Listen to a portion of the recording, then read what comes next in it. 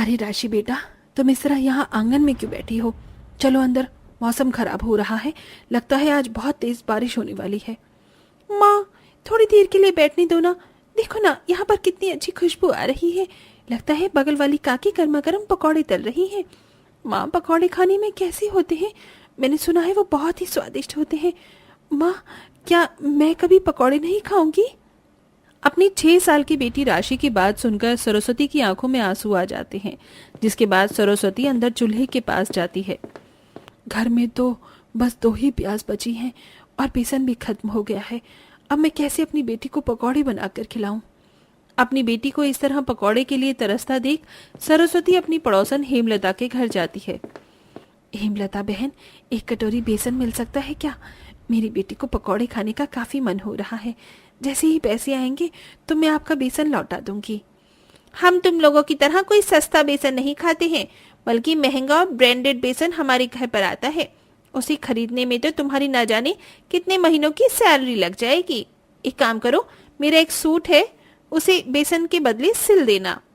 हेमलता की बात सुन सरस्वती को बुरा तो लगता है, लेकिन अपनी बेटी के लिए सरस्वती हेमलता का सूट सिलकर कटोरी बेसन लेकर आती है और अपनी बेटी को गर्मा गर्म प्याज के पकौड़े बनाकर देती है। माँ, ये पकौड़े तो बहुत ज्यादा स्वादिष्ट है, तुम भी खाओ ना।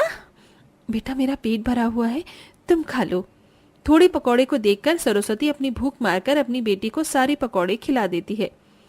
माँ, रात के 2 बज रहे हैं और तुम अभी तक कपड़े सिल रही हो, सो जाओ ना। राशि बेटा, तुम सो जाओ, तुम्हें कल स्कूल भी जाना है।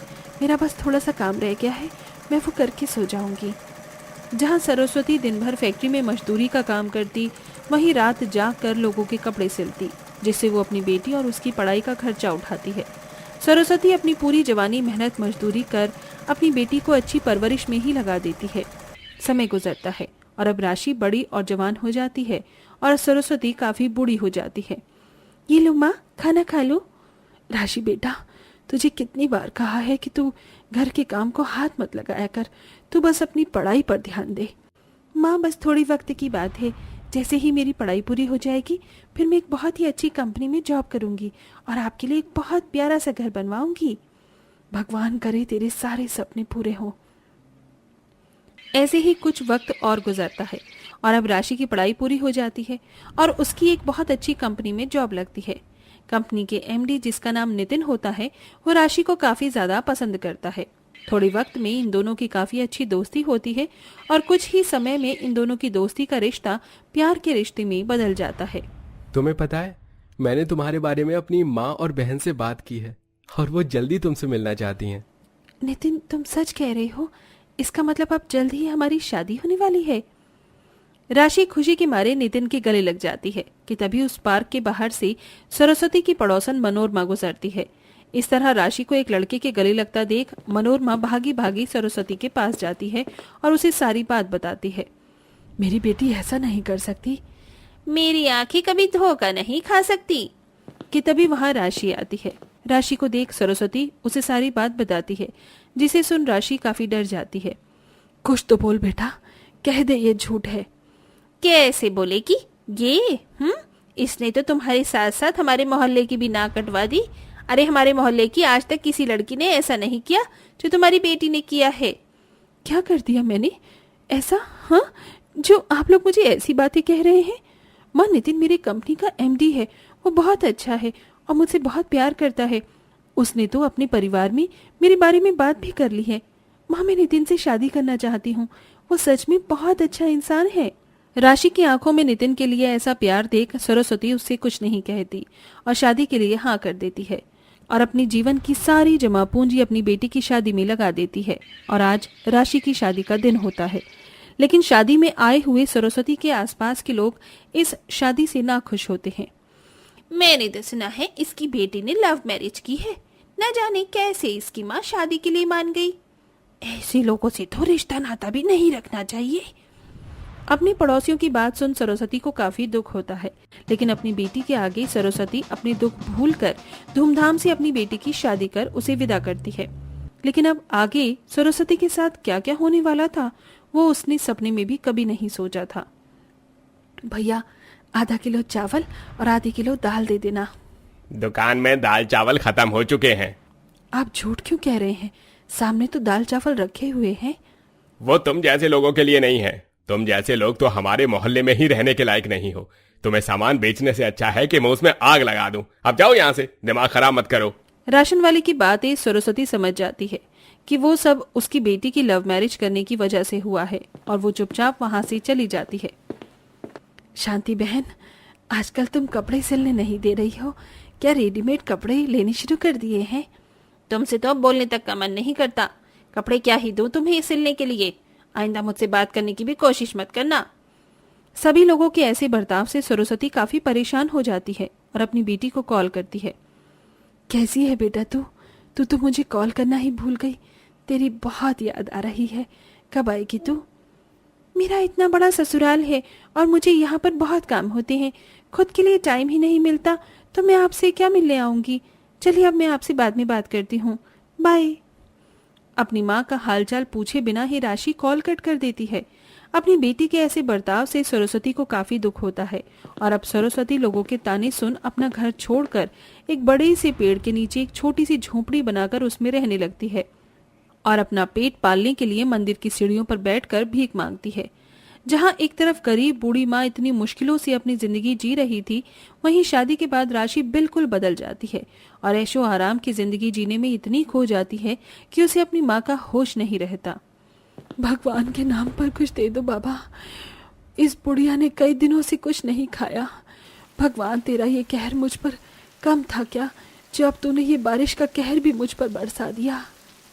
बारिश होने की वजह से सरस्वती जल्दी जल्दी अपनी झोपड़ी के अंदर चली जाती है कि तभी अचानक तेज बारिश की वजह से उसकी झोपड़ी में पानी टपकने लगता है। इस बूढ़ी उम्र में मुझे इतने दर्द देने से अच्छा है कि भगवान मुझे अपने पास बुला ले। बेटी तो अमीर घर में शादी कर अपनी बूढ़ी गरीब माँ को भूल ही गई। इस दर्द को ही बर्दाश्त करना इतना मुश्किल है कि अब और दर्द बर्दाश्त नहीं होता।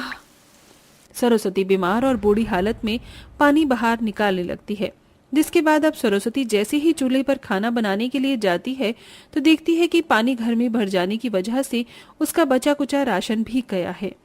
सरस्वती अपनी बेटी को याद करती है और रोते रोते ही भूखी पेट सो जाती है। ऐसी हालत में रहकर सरस्वती की हालत काफी खराब हो चुकी थी।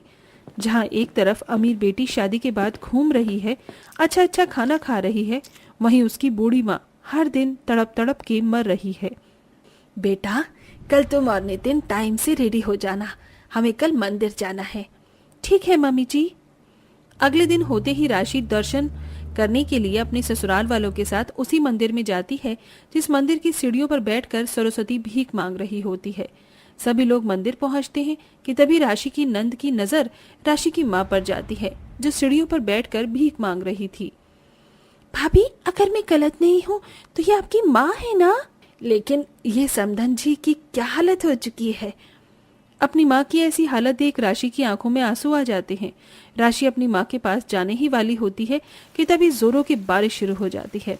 बारिश से बचने के लिए सरस्वती अपनी झोपड़ी की तरफ भीगती हुई भागने लगती है कि तभी राशि भी अपने पति नितिन के साथ अपनी माँ का पीछा करती हुई अपनी माँ की झोपड़ी तक पहुँच जाती है और देखती है कि कैसे बारिश की वजह से उसकी माँ की झोपड़ी की छत टपक रही है और उसकी माँ ऐसी हालत में भी सर पर एक बोरी ओढ़े घर से पानी बाहर निकाल रही है, जिसे देखकर माँ, राशि मेरी बेटी, तू आ गई। मुझे यकीन था कि मेरी बेटी मुझसे मिलने जरूर आएगी। भगवान से यही आखिरी ख्वाहिश थी कि बस मरने से पहले तुझे आखिरी बार देख लूं। राशि के पूछने पर सरस्वती उसे अपने ऊपर बीती सारी बातें बताती है, जिसे सुन राशि को अपनी गलती का एहसास होता है। मुझे माफ कर देना माँ, अब मेरी को देखकर मैं वो सब भूल गई जो आपने मेरे लिए किया था। मेरे लिए आपने अपनी सारी खुशियाँ कुर्बान कर दी और मेरी वजह से आप ऐसी हालत में रह रही है।